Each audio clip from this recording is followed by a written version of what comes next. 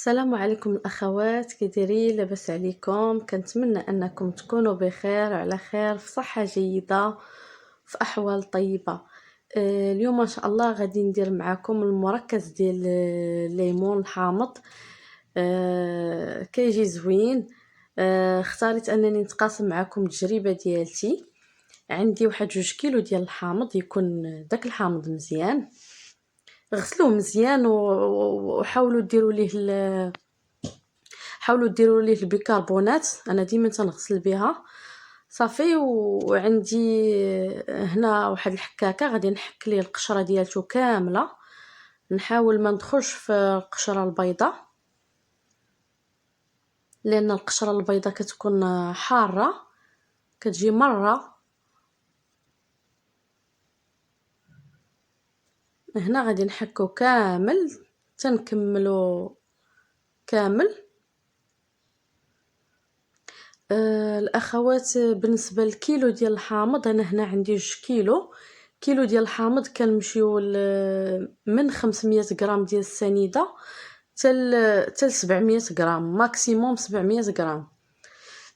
على حسب، دابا اللي كيبغي الحلاوه ناقصه راه يدير غير 500 غرام بركه.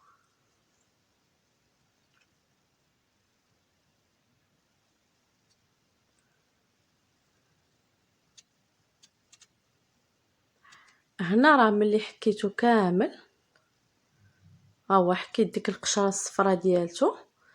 غادي ندوز نعصر الحامض. انا عندي عصاره ديال اليد، الا بغيتو ديروا العصاره ديال الضو استعملوها.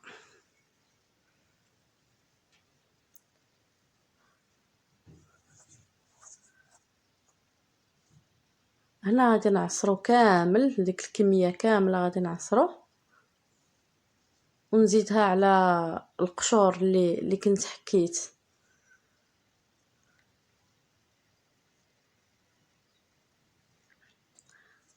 اخوات، انا هاد المركز ديال الحامض ما كيخطانيش، دائما عندي في المجمد كيتقادى ليا وكنعاود نصاوبو دائما، ما كيخطانيش نهائيا لانه كيعجب الوليدات، يعني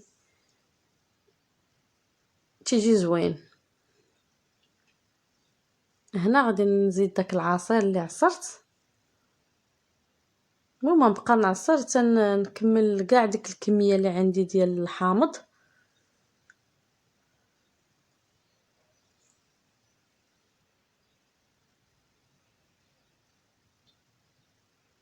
راه كيخرج كميه لا باس بها، يعني كميه مزيانه معقوله.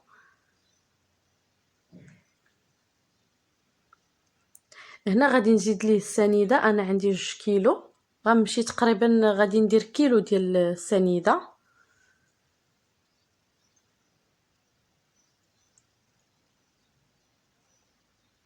ممكن قلت لكم من 500 غرام حتى 700 غرام.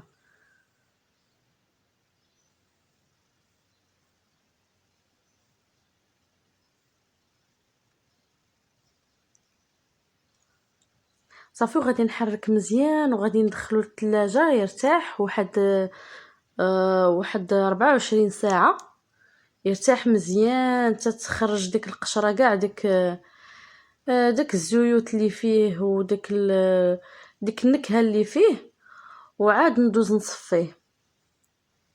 ضروري من هاد الخطوه انه يبقى 24 ساعه في الثلاجه. وهنا القشوره حتى حاجه ما كتضيع.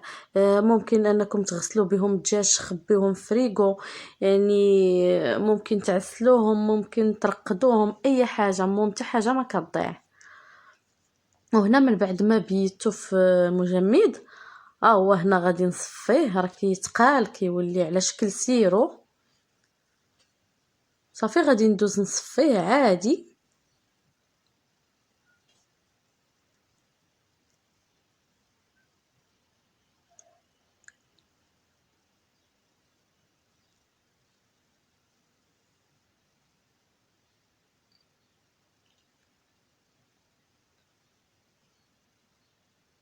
هنا الاخوات بعض المرات انا كنطحنو، كندير ليه طحنه وحده وكنصفيه.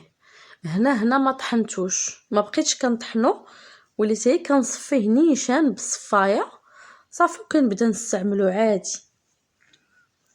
وما نقولش لكم الاخوات، هاد القشور اللي كيتصفاو من هاد المركز ديال الحامض راه كيجيو واعرين، يعني كندخلهم في كاع داك الشيء اللي كنصاوب، يعني الحلويات، لي كيك، كلشي اي حاجه درتوها دخلوا فيها هاد القشور ديال الحامض، راه كيعطيو واحد النكهه غزاله،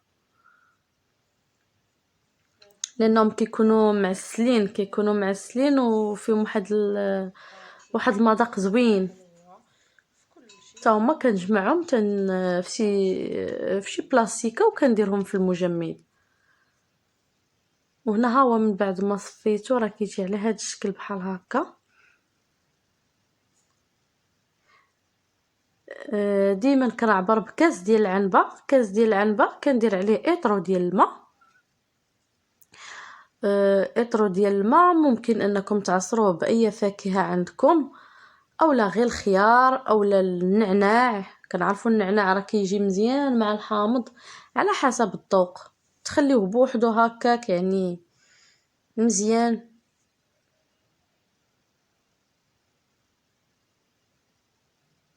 صافي هنا زدت عليه اطرو ديال الماء وخليته عادي، ما طحنت به حتى شي حاجه، خليته يعني عصير حامض عادي طبيعي.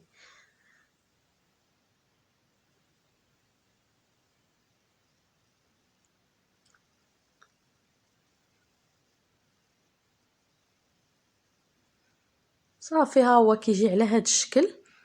هنا هذا اللي في الكاس راه هو المركز كونسونطري، و ملي كتزيدي عليه اطرو ديال الماء كيعطينا هذا العصير اللي في القرعه.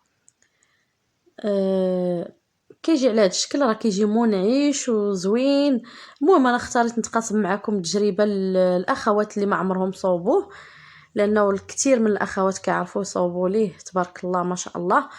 المهم الا عجبكم لا فيديو ديالي ما تنسونيش بلي جيم وبارطاج